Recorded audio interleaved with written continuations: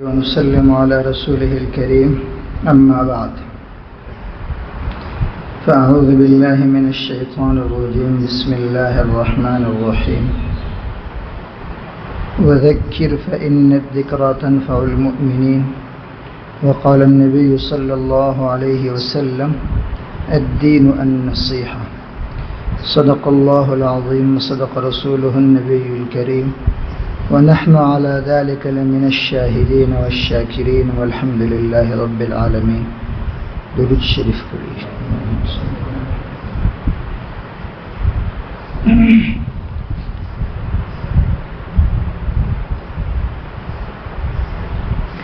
عبد الرحمن ابن جبیر سے روایت ہے کہ ایک آدمی نے حضرت ابو الدرداء رضی اللہ تعالی عنہ سے کہا، یہ صحابی ہے اور جس شخص نے ملاقات کی ان کو یہ فکر ہوگی کہ اب صحابی جیسی عظیم ہستی سے میری ملاقات ہو رہی ہے تو ان سے کچھ حاصل کیا جائے. تو ان سے کہا کہ حضرت علمنی کلمتا ینفعنی اللہ عز وجل بہا، کہ آپ مجھے کوئی ایک ایسی بات سکھائیے اس سے اللہ تعالیٰ مجھے نفع پہنچائے. تو حضرت نے فرمایا وَثِنْتَيْن وَثَلَاثًا وَأَرْبَعًا وَخَمْسًا، میں آپ کو ایک نہیں دو نہیں تین نہیں چار بلکہ 5 باتیں سکھاؤں گا. من عمل بهن كان ثوابه على الله عز وجل الدرجات العلى، جو شخص ان 5 باتوں پر عمل کرے تو اس کا ثواب اللہ تعالیٰ کے ہاں اونچے درجات ہوں گے. پھر ان کو ان 5 باتوں کی نصیحت کی. تو سب سے پہلے فرمایا کہ لا تأکل الا طیبا ولا تکسب الا طیبا ولا تدخل بیتک الا طیبا،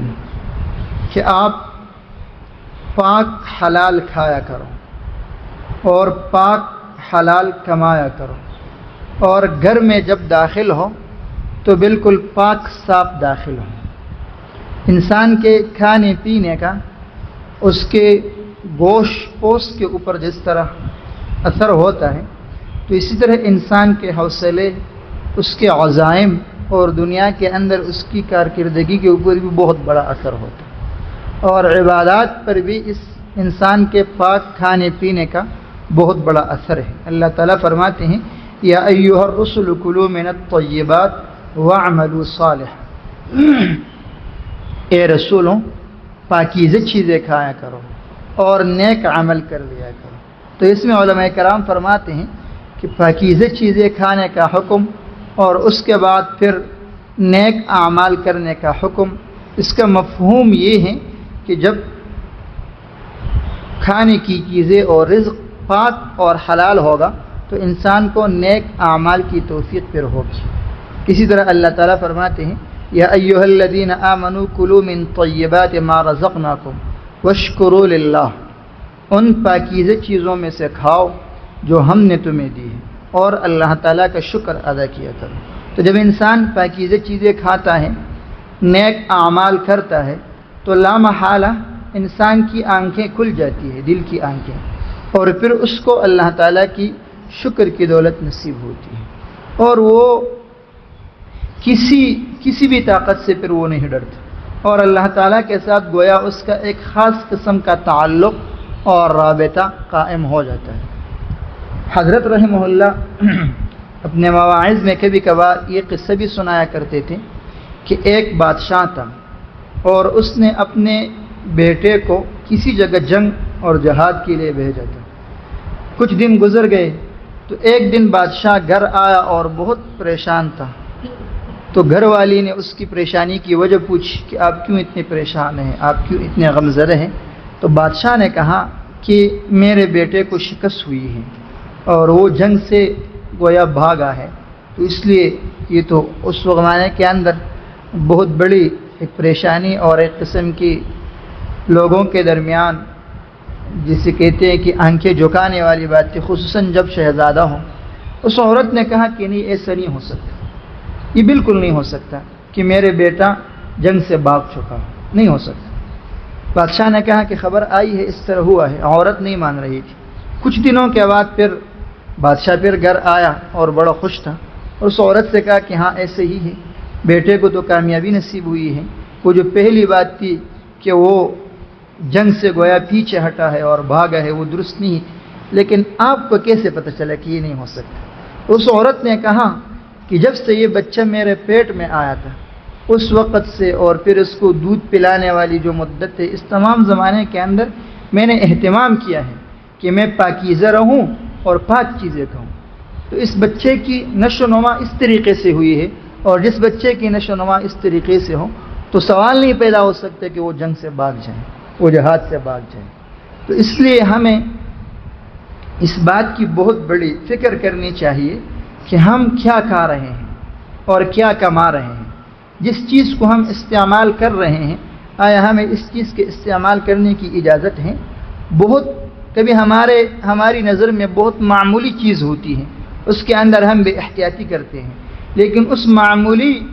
چیز جس کو ہم معمولی نظر سے دیکھتے ہیں، جس کو ہم معمولی چیز سمجھتے ہیں، وہ ہم استعمال کرتے ہیں تو کسی کا حق کھا لیتے ہیں، کسی کا حق تلف کر دیتے ہیں، کسی کو تکلیف پہنچا دیتے ہیں، تو بہت بڑی بڑی مطلب یہ ہے کہ بیماریوں کا ہم ایک ساتھ ارتکاب کر لیتے ہیں، بہت بڑے بڑے گناہوں کا ارتکاب کر لیتے ہیں۔ ایک مسلمان کو تکلیف پہنچانا خود گناہ ہے، پھر کسی اور کی چیز بغیر اجازت کے استعمال کرنا یہ خود حرام ہے۔ تو ہمیں چاہیے کہ ہم ایک ایک چیز کو کھاتے اور استعمال کرتے وقت سوچ لیا کریں میری ہے یا نہیں ہے۔ اگر میری ہے تو جس طریقے سے میں استعمال کر رہا ہوں اس طریقے سے استعمال کی مجھے شرعاً اجازت ہے یا نہیں ہے۔ اس لیے کہ اگر کسی چیز کے مجازی اور ظاہری مالک ہم ہیں لیکن حقیقی مالک تو نہیں ہیں، یہ جو ہمارا جسم ہے بظاہر تو ہمارا اپنا ہے، لیکن اس میں ہم جو تصرف چاہیں وہ تو نہیں کر سکتے۔ اللہ تعالیٰ جس تصرف کا ہمیں جس کی اجازت دے وہ ہم کر سکتے ہیں، خودکشی نہیں کر سکتے، اپنے کسی عضو کو ضائع نہیں کر سکتے۔ بیمار ہو جائے تو اس کا علاج کرانا اور اس کے لیے پرہیز کرنا ہم پر لازم ہے، اس لیے کہ اس جسم کا حق ہے۔ تو اسی طرح جو چیز بظاہر اپنی ہے اس کو جس استعمال میں لا رہا ہوں اس استعمال کی مجھے اجازت ہے یا نہیں ہے، اور جس مقدار میں استعمال کر رہا ہوں اس مقدار کی اجازت ہے یا نہیں ہے۔ کسی جگہ 2 روپے کی ضرورت ہے، 2 کے بجائے مثلاً ہم فضول قسم کا خرچ 10 روپے کریں، شادی ہے مثلاً، کوئی اور نام و نمود کا اور نمائش کا موقع ہے، اس پہ ہم فضول مال اڑاتے ہیں، تو اس کا تو سوال ہوگا۔ تو بہرحال اس چیز کو ہم سوچ لیا کریں۔ یہ کبھی کبھار بہت چھوٹی باتیں ہوتی ہیں لیکن انسان کے لیے بہت بڑی ناکامی اور تباہی کا باعث بن جاتی ہے۔ رسول اللہ صلی اللہ علیہ وسلم نے ایک مرتبہ مال غنیمت کے اندر خیانت اور مال غنیمت سے بغیر تقسیم کی کوئی چیز لینے اس کے متعلق صحابہ کرام سے بات کی، وعظ کیا، ان کو ڈرایا۔ مال غنیمت وہ مال ہوتا ہے کہ جو مسلمان جہاد کرے اور جہاد میں وہ کفار سے جو مال حاصل کرے تو وہ مال غنیمت ہے۔ 5 حصوں میں اس کو تقسیم کیا جاتا ہے، 5واں حصہ وہ بیت المال سرکاری خزانے میں جاتا ہے اور باقی 4 حصے مجاہدین کے درمیان تقسیم ہوتے ہیں۔ جب تقسیم ہو جائے جس کے حصے میں جتنا حصہ آ جائے وہ تو ظاہر بات ہے اس کا مالک ہے، لیکن جب تک تقسیم نہیں ہوا تو وہ سب کے درمیان مشترک ہے۔ تو رسول اللہ صلی اللہ علیہ وسلم نے اس طرح ان کو ڈرایا تو کچھ لوگ 1-2 تسمے لے کر آ گئے۔ یہ جوتے کے تسمے نہیں ہوتے، بہت معمولی چیز ہیں۔ رسول اللہ صلی اللہ علیہ وسلم نے فرمایا کہ شراکم من نار او شراکان من نار، تو یہ تم لوگ تقسیم سے پہلے لے چکے تھے، اب تو یہ آگ کے 1-2 تسمے بن چکے ہیں، یعنی ان کا وبال تمہارے اوپر آگ کی صورت میں ہوگا۔ کتنی معمولی چیز ہے لیکن کتنی بڑی وعید بن گئی۔ ایک شخص ہے، مدعم نام ہے اس کا، یہ غلام ہے اور خادم ہے رسول اللہ صلی اللہ علیہ وسلم کا۔ آج کل ہم اس بات میں کہ مثلاً ہم خدمت کر رہے ہیں، کسی شخصیت کی، کسی ادارے کی، کسی مدرسے کی، کتنی چیزیں اپنے لیے ایسے سمجھتے ہیں جیسے کہ ماں کا دودھ ہمارے لیے حلال ہوتا ہے۔ یہ شخص رسول اللہ صلی اللہ علیہ وسلم کی خدمت کر رہے ہیں اور عین اسی وقت جب کہ رسول اللہ صلی اللہ علیہ وسلم کا کجاوا یہ اتار رہا ہے، کوئی تیر آ کر لگا اور یہ دنیا سے چلے گئے۔ صحابہ کرام نے کہا اب دیکھو ایک تو شہادت ہے، ویسے شہادت ہے، ایک یہ ہے کہ صحابی کی شہادت ہے، پھر یہ ہے کہ خادم ہے اور پھر عین خدمت کے وقت ایسا ہو رہا ہے۔ تو صحابہ کرام نے کہا کہ مدعم کو شہادت مبارک ہو۔ رسول اللہ صلی اللہ علیہ وسلم نے فرمایا کہ نہیں، یہ اس چادر کے بدلے میں جل رہا ہے جو چادر اس نے فلاں جگہ مالی غنیمت سے تقسیم سے پہلے لی تھی۔ ابھی کتنی بڑی وعید ہے۔ تو بعض چیزیں ایسی ہوتی ہیں کہ جن کے اندر تمام مسلمانوں کا حق ہوتا ہے۔ کوئی ایسی چیز انسان استعمال کرے کہ اس کا مالک معلوم ہو، اس سے معافی مانگے، اس کو ادائیگی کرے، لیکن جس چیز کا مالک معلوم نہ ہو تو پھر انسان کیا کرے گا؟ اس لیے اگر کچھ ہم اپنے نفس کے اوپر تکلیف برداشت کر لیں، کچھ بھوکے رہ جائے، بھوکے تو ہوتے نہیں ہیں آج کل الحمدللہ، بس ایسا ہوتے ہیں کہ کسی چیز کی خواہش ہے اس خواہش کو پورا نہ کرے، لیکن پوچھے ضرور اپنے آپ سے کہ جو کچھ میں کھا رہا ہوں یہ حلال ہے اور طیب ہے یا نہیں؟ حلال اور طیب ہے تو کھا لے، اللہ تعالیٰ کا شکر ادا کر لے، اس کا فائدہ بھی ہوگا انشاءاللہ تعالیٰ، جسم کے اندر قوت پیدا ہوگی، وہ قوت اللہ تعالیٰ کی عبادت اور بندگی میں استعمال ہوگی۔ لیکن اگر اس طرح نہیں ہے تو ہم احتراز کریں۔ تو حضرت نے ان کو یہ نصیحت فرمائی کہ جو کھاؤ تو حلال کھاؤ اور جو کماؤ تو حلال کماؤ۔ آج کل کیسا دور ہے کہ اس کے اندر گویا جھوٹ،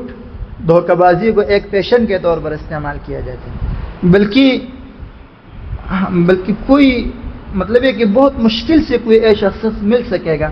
کہ جس کے معاملات صاف ہوں، جو کمائی کے اندر جھوٹ، دھوکے اور ان چیزوں سے بچتا ہوں۔ تو ظاہر بات ہے اس کا اثر پھر ہمارے تمام پوری زندگی کے اوپر ہوتا ہے، مال بھی زیادہ ہوتا ہے، جائیداد بھی ہوتی ہیں، بال بچے بھی ہوتے ہیں، گھر بھی فراخ ہوتا ہے، سواری کے لیے گاڑی بھی ہوتی ہے، لیکن پھر بھی پریشان ہوتے ہیں۔ پھر یہ سوچ ہوتی ہے کہ بھئی اب اس پریشانی اور اس غم کا حل کسی وظیفے کے اندر ہوگا، تو کوئی وظیفہ لے لیتے ہیں کہ بھئی کوئی ایسا وظیفہ مل جائے کہ جس کی وجہ سے مجھے سکون اور خوشی ملے۔ تو بہرحال یہ ہے کہ انسان پاک کھائے، پاک کمائے، اور پھر فرمایا کہ گھر کے اندر اس حال میں داخل ہو کہ پاک ہو۔ انسان پاک کھائے، پاک کمائے تو ظاہر ہے کہ اس کو زبردست قسم کی عبادت کی توفیق نصیب ہوگی، اور جس زبردست قسم کی عبادت کرے گا، نیک اعمال کرے گا، تو اس کے دل و دماغ کی صفائی خود بخود ہو جائے گی۔ یہ ہر چیز اثر رکھتا ہے۔ اگر آپ کے اندر گرمائش کا اثر ہے، پانی کے اندر ٹھنڈک کا اثر ہے، آپ کسی کو کوئی بری بات کرے تو وہ آپ سے خفا ہو جاتا ہے، رد عمل وہ اس کے سامنے سے آتا ہے، تو پھر اللہ تعالیٰ کا ذکر کرنے، عبادت کرنے اور پاکیزہ چیزیں کھانے کا اثر کیسے نہیں ہوگا؟ تو اعمال صالح ہوں گے تو دل و دماغ پاک ہوگا، دل و دماغ پاک ہوگا تو انسان اس حال میں گھر کے اندر جائے گا کہ اپنے بچوں اور اپنی بیوی پر ظلم نہیں کرے گا، ان کے متعلق بدگمانی میں مبتلا نہیں ہوگا، ان کو زد و کوب نہیں کرے گا، اور اسی طرح ان کو برا بلا نہیں کہے گا، تو ایک طیب زندگی ہوگی۔ تو یہ فرمایا کہ گھر کے اندر اس حال میں داخل ہو کہ طیب ہو، اور آگے فرمایا کہ اللہ تعالیٰ سے مانگا کرو ہر دن کا رزق ہر دن کا رزق اللہ تعالیٰ سے مانگ لیا کرو کہ آپ کو اللہ تعالیٰ دیا کرے۔ اپنی کوشش کیا کرو، اپنی محنت کیا کرو، لیکن ساتھ میں اللہ تعالیٰ سے مانگا کرو، اللہ تعالیٰ کو دیں گے۔ موسیٰ علیہ السلام نے ہجرت کی، مصر سے مدین چلے گئے، بالکل ایسی حالت میں کہ انسان تصور کرے تو بہت عجیب صورتحال ہے، کیونکہ پورے ایک شہر کو چھوڑ کر کسی ایسے شہر میں جانا ہے، نہ کوئی جان پہچان ہے، نہ کوئی، بالکل اجنبی سی صورتحال ہے، اور حالات بھی اس زمانے کے ہیں، آج کل کے تو ہے نہیں۔ گئے وہاں پہ تفصیلی قصے قرآن کریم میں مذکور ہیں، کچھ لوگ اپنے جانوروں کو پانی پلا رہے ہیں، دو عورتیں ایسی ہیں، ایک سائڈ پہ بیٹھی ہوئی ہیں، انتظار کر رہی ہے، یہ پوچھتے ہیں کیا صورتحال ہے؟ انہوں نے کہا کہ ہماری مجبوری ہے، کیونکہ والد صاحب ہمارے بوڑھے ہیں، والدہ آ نہیں سکتی، بھائی کوئی ہے نہیں، تو ہم پھر آ جاتے ہیں، یہ دوسرے لوگ جب فارغ ہو جاتے ہیں تو پھر ہم ان کو اپنے جانوروں کو پانی پلاتے ہیں۔ تو موسیٰ علیہ السلام پیغمبر ہیں، پیغمبر تو پوری کی پوری خیرخواہی ہوتی ہے،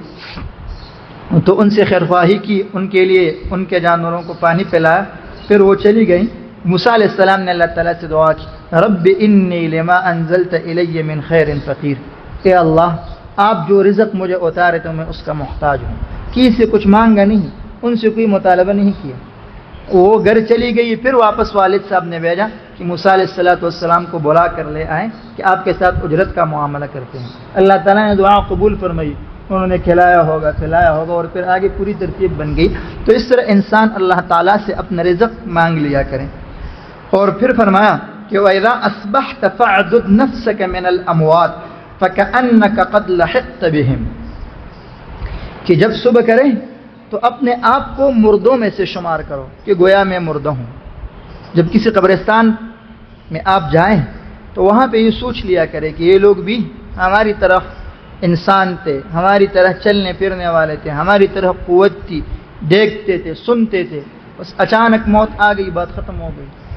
تو اس طرح میں بھی ہوں گا۔ اور اس کو کوئی پتہ نہیں ہے کہ 1 گھنٹے کے بعد ہونا ہے، 1 دن کے بعد ہونا ہے، 1 سال کے بعد ہونا ہے، تو یہ موت کا استحضار کر لیا کرے۔ حضرت نے ان کو یہ نصیحت فرمائی، وَإِذَا حَمَلْتَ إِلَى الْقُبُورِ جَنَازَةً فَاعْلَمْ بِأَنَّكَ بَعْدَهَا مَحْمُولُ، جب آپ کسی قبر کی طرف جنازہ لے کر جا رہے ہوں تو یہ سوچ لیا کرے کہ میں بھی اسی طرح ایک دن لوگوں کے کندھوں پہ ہوں گا اور لوگ مجھے قبرستان لے جائیں گے۔ پھر اس کے بعد حضرت نے فرمایا کہ وَهَبْ عِرْضَكَ لِلَّهِ عَزَّ وَجَلَّ، اپنی عزت اللہ تعالیٰ کو گفٹ کرو، ہدیہ کرو، عزت اللہ تعالیٰ کو ہبہ کرو، تحفے میں دے دو۔ کیسے؟ فَمَنْ سَبَّكَ أَوْ شَتَمَكَ أَوْ قَاتَلَكَ فَدَعْهُ لِلَّهِ عَزَّ وَجَلَّ، جو آپ کو برا بلا کہے، گالی دے، آپ کے ساتھ جنگ و جدال کرے تو اس کو اللہ تعالیٰ کے لیے چھوڑ دو۔ آپ نے اس سے انتقام نہیں لیا، اللہ تعالیٰ تو بدلہ لینے والے ہیں، آپ نے معاف نہیں کیا تو اللہ تعالیٰ پوچھیں گے۔ حضرت ابو ذر رضی اللہ تعالی عنہ نے کو کسی نے اس طرح کی کوئی بری بات کی، ان کو گالی دی، انہوں نے کوئی جواب نہیں دیا۔ حضرت نے عجیب جواب دی، حضرت نے فرمایا یا ھذا ان بینی و بین الجنت عقبہ، کہ میرے اور جنت کے درمیان ایک بہت خطرناک گھاٹی ہے، فإن أنا جزتها فما أبالي بقولك، اگر میں نے اس گھاٹی کو پار کر لیا اور جنت تک پہنچ گیا تو آپ مجھے جو کچھ کہیں تو کہیں، مجھے کوئی پرواہ نہیں ہے۔ انسان ہے، بہت بڑا انسان ہے، اللہ تعالیٰ نے بہت بڑی عزت دی ہے، چھوٹے لوگ ایسے اٹھ جاتے ہیں اس کے مقابلے میں جو اس کو برا بلا کہتے ہیں تو اس کو کوئی پرواہ تو نہیں ہوتی، اس کی عزت میں کمی نہیں آتی۔ میں جنت پہنچ گیا، اللہ تعالیٰ کی رضا مجھے مل گئی، آپ نے گالی دی ہو تو اس کو کوئی نقصان تو مجھے نہیں ہوا، اور اگر میں اس کو پار نہ کر سکا، حضرت نے فرمایا تو پھر آپ نے جتنا کچھ مجھے کہا اس سے میں زیادہ کا مستحق ہوں، اس لیے کہ اللہ تعالیٰ نے جس بات کے لیے پیدا کیا تھا وہ مجھ سے نہیں ہو سکا۔ تو بہرحال انسان صبر سے کام لے، تحمل سے کام لے، اپنی عزت کو اللہ تعالیٰ کے لیے چھوڑ دے، اپنے منصب کو چھوڑ دے تو بہت ساری لڑائیاں ہمارے درمیان ختم ہو جائیں گی۔ یہ کتنے بڑے جنگ و جدال اور قتال ہوتے ہیں، کتنی لڑائیاں ہوتی ہیں، ان کا مقصد کیا ہو، ان کی بنیاد کیا ہوتی ہے؟ بس بدزماری ہوتی ہے، بد زبانی، گالم گلوچ وغیرہ یہ چیزیں ہوتی ہے۔ تو حضرت نے ایک نصیحت ان کو یہ فرمائی، اور 5ویں نصیحت ان کو یہ فرمائی کہ وَإِذَا أَسَأْتَ فَاسْتَغْفِرِ اللَّهَ عَزَّ وَجَلَّ، انسان ہے، گناہ ہو جاتا ہے، خطائی ہو جاتی ہے، تو جب کوئی خطا ہو جائے، کوئی گناہ ہو جائے تو پھر اللہ تعالیٰ سے معافی مانگ لیا کرو، اس معافی کی وجہ سے استغفار کر لیا کرو، اللہ تعالیٰ گناہ کو معاف کر دیں گے۔ تو یہ نصائح ہیں، حضرت فرماتے ہیں کہ جو ان نصائح پر عمل کرے گا تو اس کا ثواب اللہ تعالیٰ اس کو اونچے درجات کی صورت میں دے دے گا۔ ہم بھی ان نصائح پر عمل کریں، پاک کھانا، پاک کمانا اور پاکی کی حالت میں گھر کے اندر داخل ہونا، دوسرا یہ کہ روزانہ کی بنیاد پر اپنا رزق اللہ تعالیٰ سے مانگنا، وسائل اور اسباب تو اختیار کرنا لیکن اصل اعتماد اور بھروسہ اللہ تعالیٰ پر رکھنا، اور تیسرا یہ کہ جب انسان صبح کرے تو اپنے آپ کو مردوں میں شمار کرے کہ ہو سکتے ہے کہ یہ میرا آخری دن ہو، تو پھر انسان کیا کرے گا؟ امام السیوطی رحمہ اللہ نے ایک روایت نقل کی ہے، انہوں نے یہ لکھا ہے کہ یہ صبح یہ سورج جب روزانہ طلوع ہوتا ہے تو یہ اعلان کرتا ہے کہ اے آدم کے بیٹے، آپ نے جو کچھ کرنا ہے تو آج کر لو، فإنی غیر مکرر علیکم ابدا، اس لیے کہ میں دوبارہ کبھی تمہارے اوپر طلوع نہیں ہوں گا۔ کل جو گزر چکا وہ سورج قیامت تک کبھی طلوع نہیں ہوگا، بس وہ تو گزر چکا۔ تو اس طرح انسان سوچے۔